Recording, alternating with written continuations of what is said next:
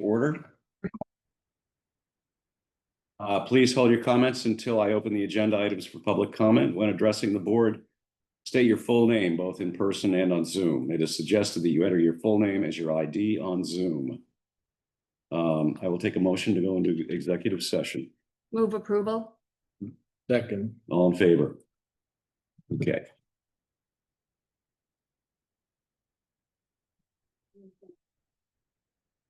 No.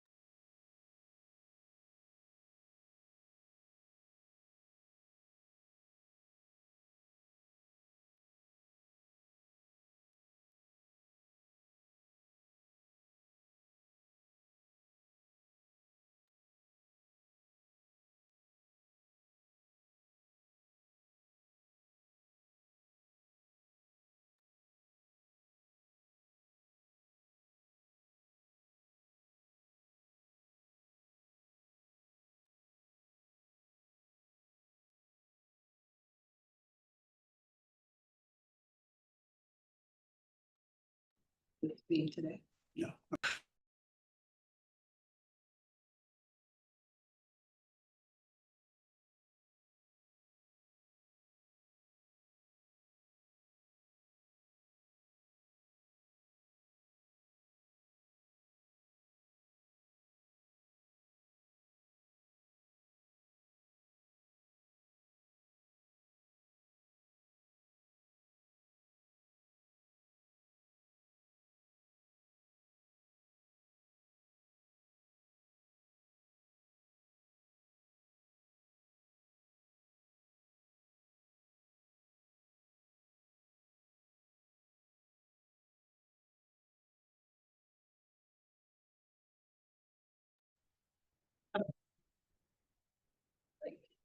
Speak the page.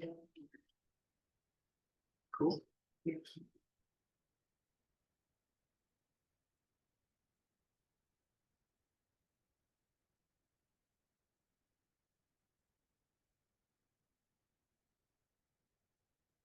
I will take a motion to come out of executive. Always. Well, yeah.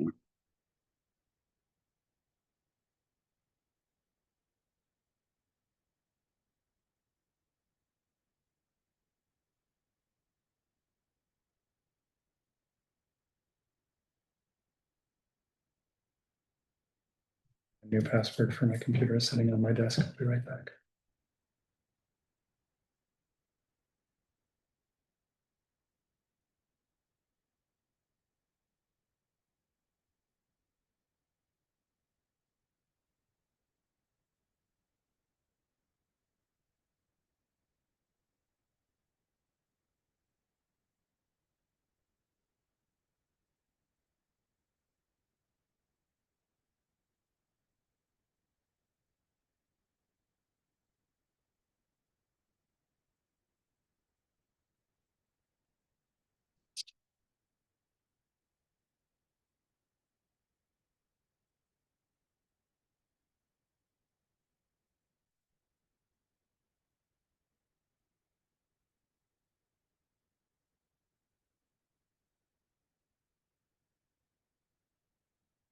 Yeah, we'll take a motion to come out of executive session. So moved. Second. All in favor? Okay,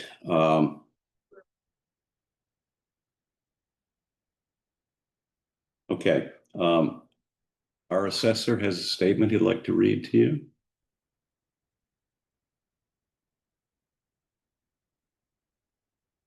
Speak tonight to offer my apology for an incident that happened last week while out walking. I wholeheartedly regret my behavior that day. Wish I'd had handled that situation very differently. I never should have spit on that truck. And then once confronted, I should have apologized immediately, offered to clean up the mess I had made. I missed that opportunity to apologize right then and there. I want to be clear that no malice was intended. I understand my actions caused unnecessary harm. The two gentlemen that were there, please accept my sincere apologies. In hindsight, my behavior in this matter does not represent who I want to be, nor how I want to be perceived in our community. I fully own my actions and seek to take full responsibility. I hope to heal the harm that I've caused and offer restitution. I am filled with so much remorse and sadness for my regrettable behavior. After reflecting on my inappropriate actions, it's clear that I've been in denial of just how stressed I am. I pledge that I will seek stress management counseling and want to assure you this behavior will never happen again. I offer my humble apologies to all who were affected. I also want to extend my apologies to the police department, town manager, town hall staff, and the select board for having to spend their valuable time on this matter. Likewise, I apologize to the residents of Mount Desert. for the negative reflection this incident has cast upon the town. I am truly sorry. Thank you, Kyle. I will now open this up to public comment briefly. Please keep it civil, keep it short. Any comment?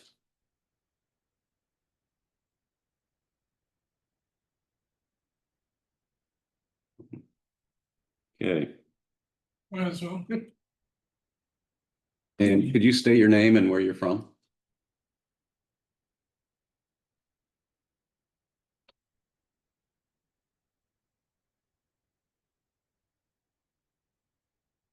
Up a little soft. Okay, All right. short and civil. Your name for the record, please. Uh, And where you're from. For her. Okay. So on behalf of not only this community, Northeast Harbor, but every community on this island. Kyle did, does, and probably will continue to do is uncalled for, is criminal. His apology is only because he was caught. You wouldn't apologize if you weren't caught. He's only apologizing because he's trying to save face in his job. I say get rid of tax Hakatua. Did you know in Maine, if somebody spits on your car, it's considered a crime of criminal mischief and or vandalism. In this case, it should be both. It is an intentional act that contaminates or damages private property. This isn't the first time that he's done this, based on the conversation you had with Adam that day.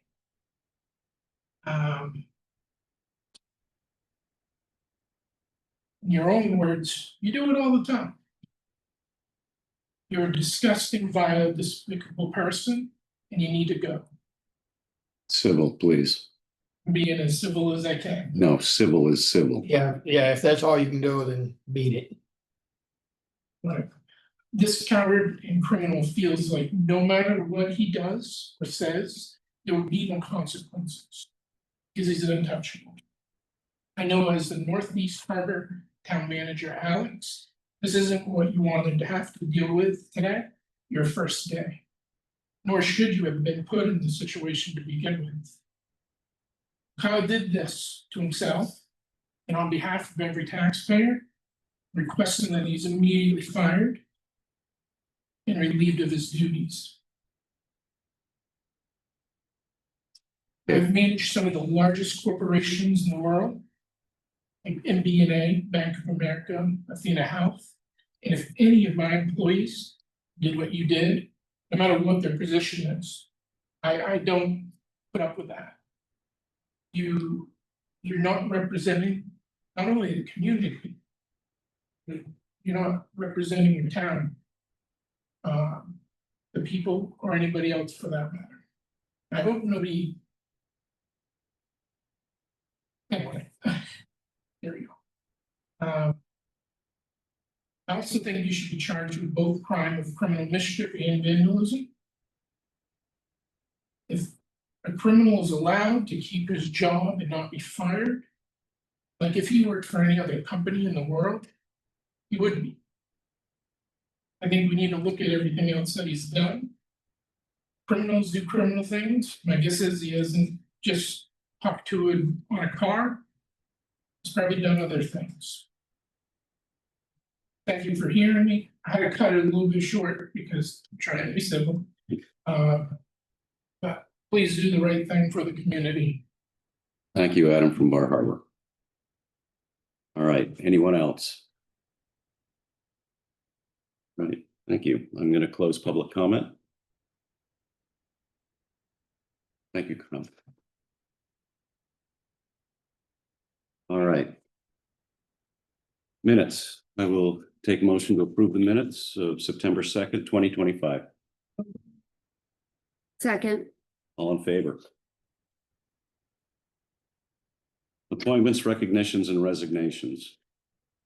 James Blaine, resignation from Warrant Committee. Move acceptance of the resignation with thanks for his service. Second. All in favor? Thank you, Jamie. Dismissal of Donald Sullivan as Buildings and Grounds Custodian effective 9/11/2025. Move approval of the dismissal. Second. All in favor? Consent agenda, Town of Mount Desert Comprehensive Planning Committee minutes and Acadia National Park Advisory Commission minutes. Move approval of the consent agenda as presented. Second. All in favor? Any select board reports?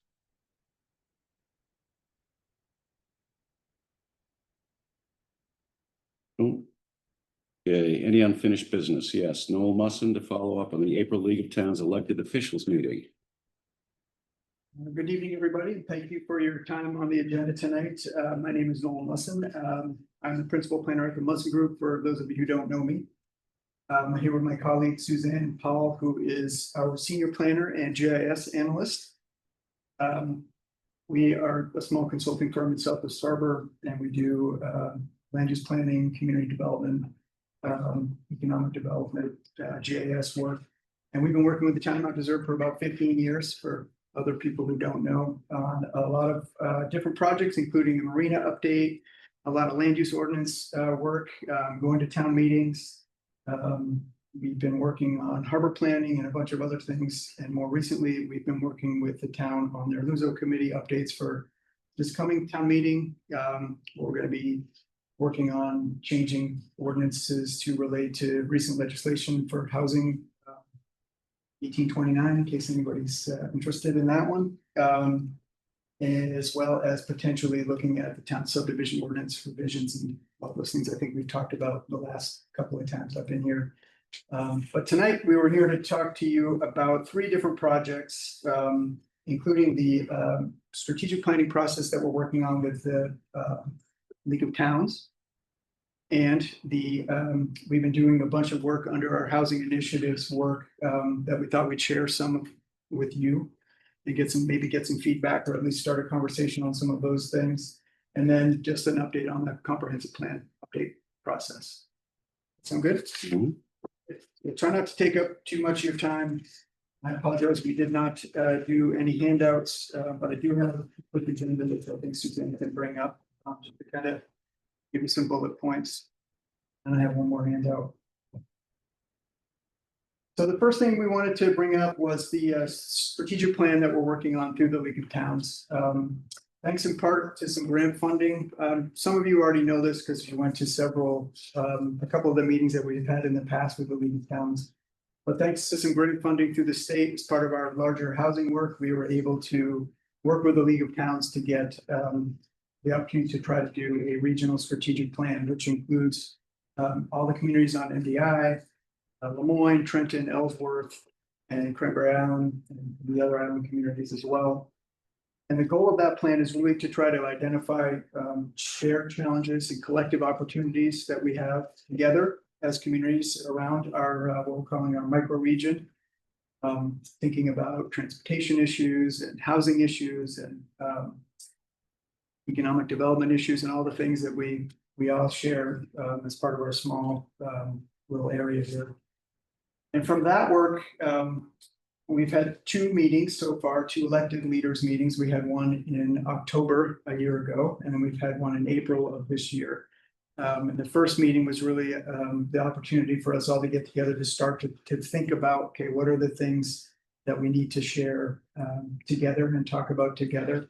And I think we started that meeting with Darlin under the guise of, let's talk about transportation and housing. So those were the 2 things that we really talked about. And then we had a follow-up meeting in April of last year, where we started to hone in on some of our shared concerns or themes. Well, I don't even know if they're concerns, but these are the things that we're all talking about. And we came up with a series of emerging themes. One of them being a shared commitment to building year-round communities, sustainable communities that people can live and afford to live in. There was a lot of talk about creating systems for collaboration, which Mount Desert and Bar Harbor are already starting to work on quite well. But how do we do that amongst other communities? How do we share knowledge between communities? There was a lot of importance placed on regional connection to nature, local character, ensuring that our the people who live here can live here and thrive here. We talked about safer and more connected transportation systems, and we talked a lot about the emphasis on having a balanced year-round community. So coming up in October, as part of this October 30th, I think it is, we're going to be having another elected leaders meeting, and I hope everyone here can attend that meeting. And in that meeting, we're going to focus on goals, and we're going to focus on actions related to those goals. So we're going to build on those themes, try to identify a set of goals, and we're going to talk about actions to try to achieve those goals. And it'll be really important for Mount Desert to participate in that conversation. I also think as we're moving through this strategic planning process, we're going to come back locally and have some more conversations here. So when we think about those goals as a region, how does town of Mount Desert influence some of those goals regionally? How do you fit in regionally? But then locally, how do we think about the character and the uniqueness of this community as it relates to those goals? So how do you take those goals and apply them locally as opposed to how do you fit in regionally? Those kind of flip-flop conversations. So that was the first update. I think you guys, a bunch of you already participated in those meetings, and they've been hopefully really good, but I don't know if you had any thoughts or comments for those of you who were there. Derwin mentioned anything about the 30th before he left, but that's on the docket. It's already locked in as a neighborhood house. Date? It's October 30th. That's what okay. So we'll do a similar, we're just ironing out the agenda right now, but it will probably be similar sort of format, and then we'll have some larger group discussions and then some breakout sessions and get back and talk to larger groups just to be able to facilitate, like, how do we work together on some of these things? How do we develop those? But I think we've learned a lot through our initial conversations already, and bringing those themes to the table to try to translate those into goals, which I think we'll be able to develop and then share with you a little bit ahead of time, so we'll be able to think about it. And then we can really dive in at that meeting and really hopefully make some good, meaningful progress. Sounds good. Great. Great. Thanks, Noel. Right, so I'm not done yet. Oh, Go. we weren't rushing you along, we were, yeah.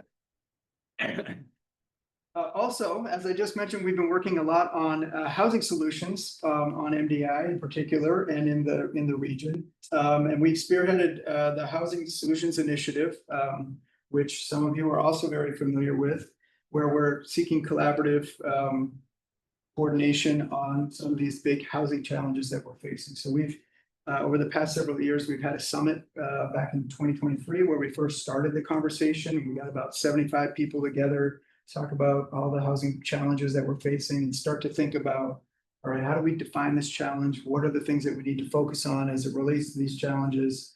Then we had a summit in 2024 where we sort of further defined some of the barriers and started to talk about those things. And we've really identified a variety of things, including identifying basically 3 areas that we're working in: identifying funding sources and mechanisms, increasing communication between towns, and then creating a common understanding of housing needs and market dynamics and all those things that we're all trying to figure out. So it's like the housing buckshot, trying to get our hands around that a little bit. Among the things that we've been working on, though, is this GIS analysis, which Suzanne is really the brainchild or the genius behind, we'll say.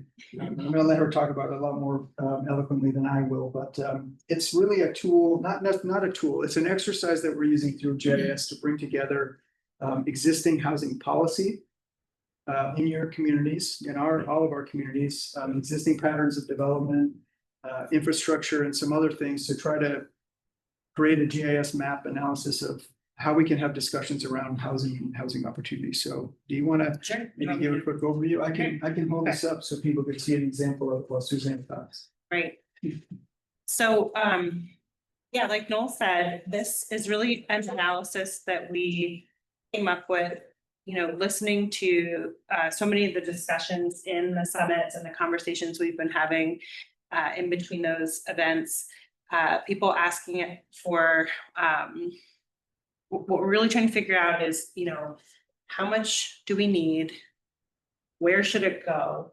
And how do we make it happen? And so, one of the things Noel didn't mention, but we did this past year, or was it at the end of last year? I think this is earlier this spring, a sort of micro-regional housing needs assessment where we were able to look at how many units does the micro-region need, and then sort of a range for each town. And then in the where should it go conversation, this is really just an experiment, right? This isn't just the result written in stone as the definitive answer. But what we did here was combined 5 different data sets. So one is a proximity to water infrastructure, one is a proximity to sewer infrastructure, one looks at medium and higher density residential zoning, another looks at growth areas that were identified in the comprehensive planning process. And then the last one was we mapped like clusters of 20,000 square foot lot sizes. That's why you see Town Hill up here and the Northeast Creek development that sort of indicate village style patterns, but where there might not be water and sewer infrastructure. And then in GIS, there's a technique where you can essentially like assign numeric values to all these and add them together like in a big algebra equation, and then see what the result is. And then we sort of classified them by a kind of color ramp. So we think this is a really interesting exercise because it's an illustration of your housing policies essentially.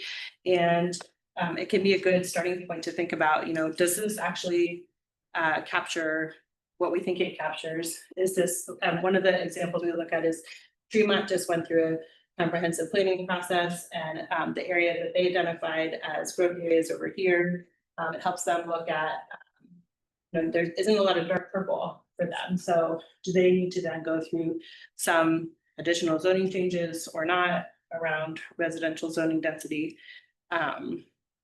Things like that. What can we do if we agree that these areas are higher priorities? What are some of the tools that we can use to continue to build on and strengthen our village centers, for example? So it's really an experiment. I was like, we shouldn't call it a tool because we haven't really started using it per se, but we're hoping to have more focused conversations with each town and to do it for Lemoyne and Trenton and Ellsworth as well. Just to think about how does this actually tell the story of what our housing policies say. So there is a mapping tool that we have through the Housing Solutions Initiative, or it's a GIS link that you can see this whole thing. Yep. Yeah. So as part of that state grant and the summits that we did, we made a website called mdihousing-solutions.org. And there's a link to this in there under resources. In addition to that, housing needs assessment. Yeah. In the last 10 or 20 years, we've lost a lot of our existing houses to short-term rentals and to summer residents. How do you, is part of your conversation addressing that so that increased housing doesn't just mean more short-term rentals, more summer residents? Because what we need, I think we all agree, is more year-round housing for people who live here. Yeah, I think we like to talk about it as when we say that there is a need for more year-round housing, it doesn't necessarily mean new construction, right? It doesn't have to mean that. So. Yeah, I would also add that as part of the conversations that we're having, as part of the comprehensive plan update, sort of like a foundational discussions, if you were going to have, this is where you start to formulate some of your longer term, bigger policy objectives. So that will likely be part of the conversation. And I don't know what direction it's going to head, but if you're going to allow more density in certain areas, then there's the policy objective to help achieve that. But that'll definitely be part of the conversations that we're having, at least as a starting point through the comprehensive planning process. And then I think sort of translating through some of the other things that we're doing through the housing initiative. We just had a series of talks with the Historical Society and all the libraries on MDI, and we sort of used the lessons of history and then transitioned into like, well, what are all the things that we can learn through history, and then now let's talk about today's, housing issues. And so more conversations like that, not necessarily that particular topic, but even at a library where you can actually sort of take down the temperature of these really hard conversations.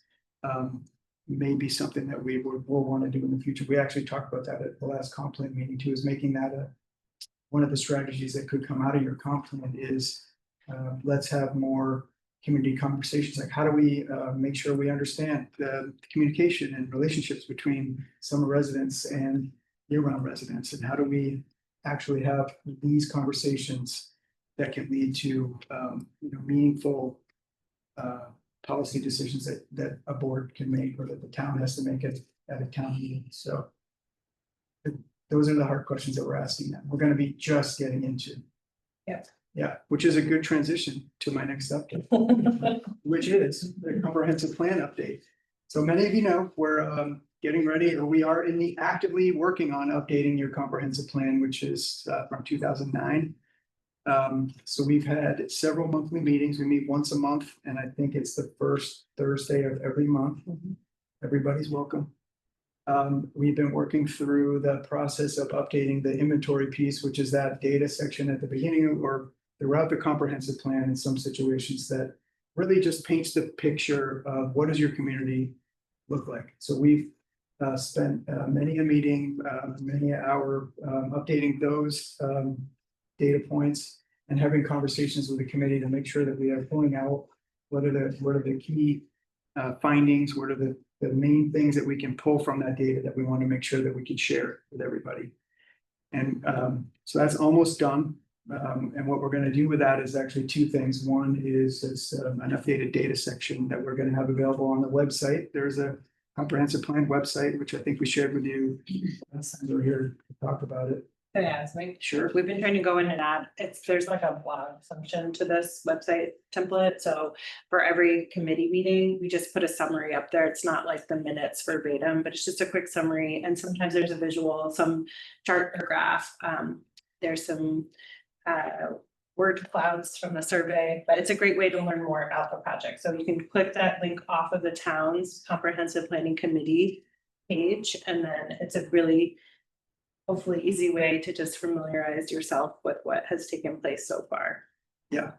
And so we're taking that data also, and we're sort of trying to consolidate it into what we're calling a briefing book that's basically like, okay, here are the key findings from all the data that we've pulled together. So you don't have to like wade through that much documents unless you really want to. So it's a good read.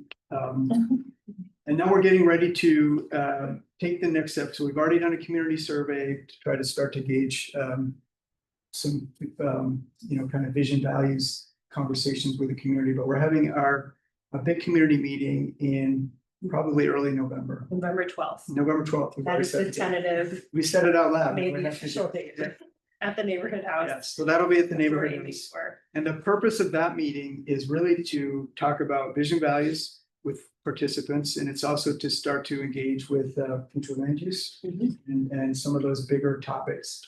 We're going to have a couple of that format will be a little bit different, where we'll have some time at the beginning for people to go around the room and engage with some posters, and then we'll have some facilitated discussions, and then we'll see what comes out of it. We would also love to try to figure out a way to do a video setting at the beginning, where we have somebody kind of lined up that we could have some interview questions. And so we could create a video about questions about what do you find so special about, the town of Mount Desert. And it's really, I think a comprehensive plan really serves two functions. One is it really can be a celebration of your community. What makes this town so special? And that informs our questions about, okay, well, now what do we need to worry about? That is sort of threatening what makes the town so special, if you will. So it'll be really interesting to see if we can come up with a video that we can put on the website and use as some background information. Just simple interviews, nothing, hard hitting, but more of a, sort of feel good, help us understand, what's so cool about this town. Then we're gonna deep dive after that into the goals and policy objective stuff. So that'll be like the next Over the winter. over the winter part. And then this summer, we'll be really engaging back in with the community on here's those goals and objectives. We really want to take the time to engage with the summer residents a little bit more. I did go to a summer residents association meeting in July, which was a great start to the conversation. I think there's a lot more to be had there, particularly around some of the hot topics that we're going to be having to deal with, I think. But so that's kind of where we're headed with that. Please reach out with any Yeah. questions. It's such an interesting process, but a lot happens, it feels like behind the scenes, so we want to make sure you know what's going on. So we got land use changes coming up, comprehensive plan going on, strategic plan going on. Any questions? There are no questions. I feel like we're just talking to you guys. I'm overwhelmed. No, but thank you very much. It's a Great information. The conversations have been really interesting. Yeah. Yeah, do you ever, you have a good handle on what we can do legally in terms of our own tax revenues and Yeah. homestead exemption changes, things like that? I I mean, say we are actually, part of our focus in the housing realm was really just now, we're shifting over from I think we have a pretty good handle on here's the regulatory environment that's happening. We know the sort of I want to call it cultural environment. So these are the things that we're facing when we do more dense development scenarios and the kind of arguments that you're going to get or the concerns that we need to try to address. But we're really shifting over more toward, let's understand, the fiscal tools to how are we actually going to do this? Because our sense is, it's not the regulations always that I think the rules tend to get the brunt of everybody's complaint, but it's where people really start spinning their wheels is how the heck do we afford to even do this? So the long answer to that short question is we're working on trying to figure that out. We spent a lot of time doing some research on, or Suzanne in particular spent a lot of time doing some research on, local option sales tax and other communities when we know we can't do that in Maine yet. Hopefully we'll be able to have some other tools. And I think what we're finding in some of our research outside of Maine is that a lot of these innovative things are funded by programs that we can't do in Maine because of our statutory limitations on what we can, charge money for or get fees for or tax for. I mean, we could identify things that we could ask Augusta to do for us. Yeah. We could move it forward. Maybe. Absolutely. I think it's all about thinking about how to be creative with what's out there, right? Even if you've got these limitations. Yeah, and what we're finding is that there's an over reliance on property taxes to fill to take the burden of all these other things that could also be potentially funded by other programs. So it's really interesting. Yeah, I'll just put a plug into the legislature has a real estate property tax relief committee that just started meeting last week. I don't remember their schedule off the top of my head, but if you're interested, get in touch with us or look it up. It's been really interesting to hear what they're talking about. great, thank you. we haven't updated you guys as well, so we appreciate the opportunity. Thank you. Yeah, Thanks, thanks. guys. Thanks, Suzanne. Great info. And we're gonna take off after this, but I do have a summary of the last elected leaders meeting. Did you guys ever get a copy of that? Don't believe- I don't think I so. don't think no. so. Missed that one, so I appreciate it. Thank you. Yep, so this is just a summary of what we talked about at that meeting. Hopefully it resonates. There's the RSS. Oh, sorry, Wendy. No, you're good. Thank you. Thanks. This is the value of insurance. Change it. Yeah. they- Appreciate your time. Thank When you're insuring it, asking to insure it, the perceptive, perceived value. This is the replacement cost. Change because of that. Thank you. Thank you. Okay. All right, new business. Liquor license renewal, Elijah Bishop doing business as Milk and Honey, 3 Old Firehouse Lane, Northeast Harbor. Move approval. Second, All in favor?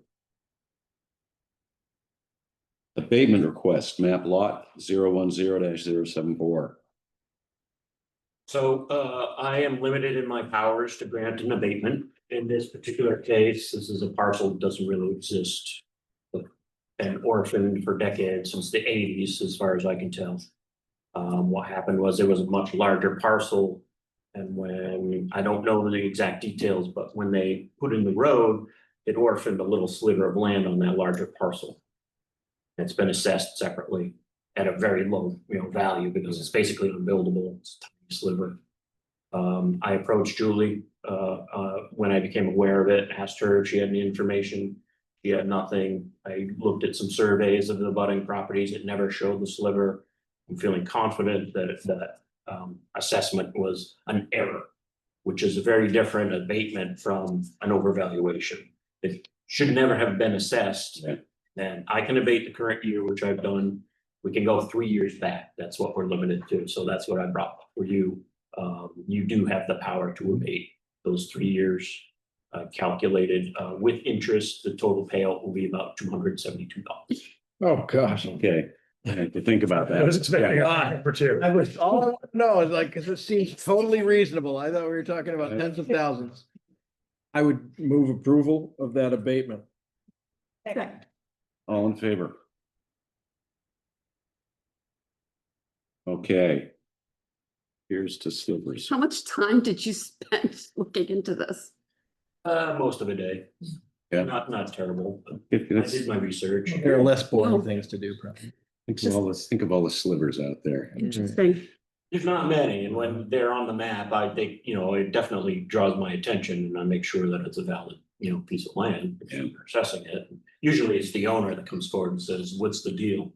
But in this case, it's just sat there. It's there. Because it Okay. was on that, so I think it's much of a concern. Okay. Review and approve contract with Coastal Energy for number 2 heating oil for fiscal year 2026 at a price of $2.47 per gallon. Move approval. Yeah, I second. All in favor? Review and approve granting of a revocable license agreement with Island Housing Trust to authorize work on town land. Move approval. second, Any discussion? All in favor? Yep. Pretty Review, straightforward. yep. Review and approve using Maine Staffing Group to provide a temp to hire employee for the open buildings and grounds custodian position effective September 22, 2025. move approval, Second. Can I just ask a Yep, question? good. When that was, I know it was a recently Bacon. vacant position. When that was originally posted, were there other people that applied? Like, would it be worth it to try to post it again, or are you confident? We will post it again, so we have policies about internal Okay. posting on positions like that, and we will post it. What we want to do is just fill in the interim with someone from Maine Staffing as a temp to hire. So we wouldn't use Maine Staffing and couldn't use Maine Staffing to fill a union position long term. This is just temp to hire. So the intent is that this person will apply and be a good qualified candidate at the end of the contract period that we have. When you hire a staffing unit, a staffing group, they want a certain number of hours before they'll release that contract. And if you don't meet those hours, then you're responsible for paying out Okay, whatever hours. So the person has already been here just a little over 300 hours. Need to meet 408, and that's why starting on the 22nd, I'll come back to the next select board meeting after having looked at candidates and advertised the position, and then potentially that person will be on the slate for. so they have to go through the same process as anybody from outside that applied, okay, or internally that applied, Yeah, but they'll have had a little time in that role. which is kind Staffing agency. And then compete for that position, and then that will come back as an appointment as a union position. Thank you. thank you. Thank you. Okay, all in favor? Okay, Review and approve contract with Cintas Corporation to provide uniform and janitorial supply services for the Public Works Department. Move approval. Second. All in favor? Review and approve a change order to the Soamsville Sidewalk Project with Gardner Concrete in the amount of $12,000. Good fence. Yes. Are we gonna move it in second and then we can ask questions? Or- Yeah. What is the change? We gotta. We gotta move Second it. I would move it. Move approval, I guess. You want to second that one, Rodney? Oh, yeah. Okay, discussion. Help us understand. So there was a fence there that this person had, and had some trees around it, and we've been trying to communicate with that particular landowner. And it was a little difficult to get clear communications with that landowner. We got the understanding from them that, so the fence was taken down and set to the side with the intent of putting it back. Mhm. We were then told that they didn't want the fence anymore, and so that we weren't going to put it back, so then the fence was disposed of, so that's where it stood, and then they came back and said it was a miscommunication through their contractor. And so they really did want that fence, an in-kind fence. The one that was taken down probably wouldn't have been anything we could have put back up anyway, so we probably would have been in a similar financial situation by just trying to put that fence back up, because we just have to do a new one anyway, so. We ended up kind of where the contract had originally anticipated, because that was supposed to be removed, set aside, and put back. Oh. And it got pulled out when we did a previous vision of the contract, because we lowered the price. They came in under budget, and we did a rebalancing contract mod. Right. So now this is just another small one to put that money back to cover the cost of the fence. If it's the contractor made a mistake, why isn't he? Wasn't a mistake on the contractor. It was myself, the engineer, the contractor. We all had tried to communicate with this particular landowner. I mean, sometimes all we got was word from the person's contractor that was on site. We had a very difficult time getting hold of that person, and we did the best we could. The person's contractor is different than The the, person's contractor, yeah, someone So- doing the roofing. and that person's Oh. contractor isn't Isn't isn't owning, like miscommunicating. They were sort of stuck in the middle, and Yeah, okay. it was just really difficult communications. So why don't they at least share the expense? They weren't really involved in it, and to the level that I think it's appropriate for them to share the expense. They just were trying to help us out. But they were in contact because that landowner wanted them to get work done for her, and she was not really interested in talking to us as much as we were hoping she would, and it just kind of a cluster of communications, unfortunately, but it was originally, we were on the hook for it to begin with, and we kind of got off the hook because of the communications, thinking we were, and then Now we're back on it stuff. came back. It's not $272. Yeah. We like that better. Okay. Is it like a really big fence? Not a very Now, big fence. have you had fencing quotes lately? I have. It's crazy. So where does it go if it's not? approved? Legitimate, Oh, yeah. simple, If it's- basic Well, fence. it just goes across the front of them. No, but I mean, if they're looking, what if it's voted down, what if it's not approved? But I mean, you really stuck, you've got no choice, right? Hannah. Okay, Handy way to get new fans. Had there been clearer communications to begin with, they would have gotten a new fence anyways, because the one that was there wasn't able to be replaced. But needed to be moved for the sidewalk. But we did in kind, Yeah. same as what was there. Fair enough. All right, let's vote Okay. it. Yeah, move it. all in favor? Seconded, yeah. Thank you. Any opposed? Okay, thanks, Brian. Consider accepting a conditional gift from Catherine Conley to the Mount Desert Fire Department in the amount of $500 in support of EMS operations. Move acceptance, thanks. Second. Thank you, Catherine. All in favor? Okay, any public comment about our last bunch? Nothing from the back of the room? Okay. Other business, any other business? I thought Claire had put some stuff that she wanted you to do. Thank you for remembering. Right, right.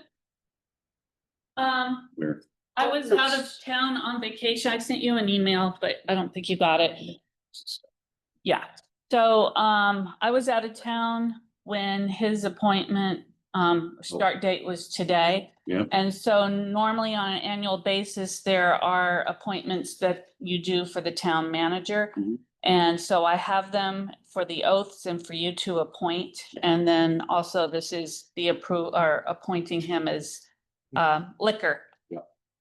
So You're appointed as liquor. it's a liquor Weird guy to be approval honest. for BYOB.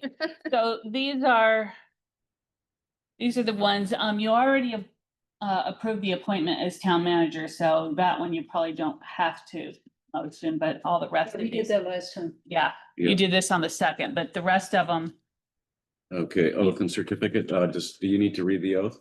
no, I think it's just, on your annual appointments, when you have the list of the employee and what their position is and you approve it. So this is for, oh, we're not gonna do this one, right? Deputy treasurer. No, we are. Oh, we are. Yeah, for now, okay. Yeah. So deputy treasurer and then, I want me FOA, to make a FOA. motion. do we do Right. this at the end? After when we're signing everything? no, you do the motions now and then after Okay. you close the meeting, then I bring all the stuff for you to sign. Okay, Want me to make- yeah, So I would move that we appoint Alex Kimball as the deputy treasurer within the town of Mount Desert, effective September 15th through May 31st, 2026. Second. all in favor? I would move that we appoint Alex Kimball as Freedom of Access Officer within the municipality of the town of Mount Desert, effective September 15th, 2025 through May 31, 2026. Second. All in favor? I would move that we appoint Alex Kimball as Road Commissioner within the municipality of the town of Mount Desert, effective September 15th, 2025 through May 31, 2026. Second. All in favor? Commissioner. I move that we appoint Alex Kimball as Overseer of Poor within the municipality of Mount Desert, effective September 15th, 2025 through May 31, 2026. Second. All in favor? And I would move that we authorize Alex Kimball to sign officer's order of town manager for liquor license approval and signing for the town of Mount Desert for the period September 16, 2025 through May 31, 2026. Second. All in favor? Okay. We good? All right, so you're responsible for all the poor now. Overseer of poor. It's general assistance officers and Yeah. it's just the old title for it, yeah. This is an old one. Dickensian. No, that's kind of sad. May and I have had some very brief discussions about the treasurer, deputy treasurer, but we'll come back around on that. There's some segregation of duty stuff. We might be able to make some tuning to that. That would work best for everyone, but we'll circle back around to that one. Great. Good. Great, thank you. Excellent. Okay, any other business? And on to the treasurer's warrants, town invoices AP 2618 and DD 2605 in the amount of $1,889,241. Approval and signature. Second. All in favor? Approval and signature, state fees and payroll benefits, AP 2616, AP 2617, DD 2606, and town payroll, PR 2606, in the amount of $310,718.81. Approval. Second. All in favor? One abstention, please. Acknowledgement, school invoice AP 04, school payroll PR 06, and voided disbursement V 2603 in the amount of $245,845.98. Acknowledgement. Second. All in favor? Okay. Motion to adjourn? So moved. Second. All in favor? Good.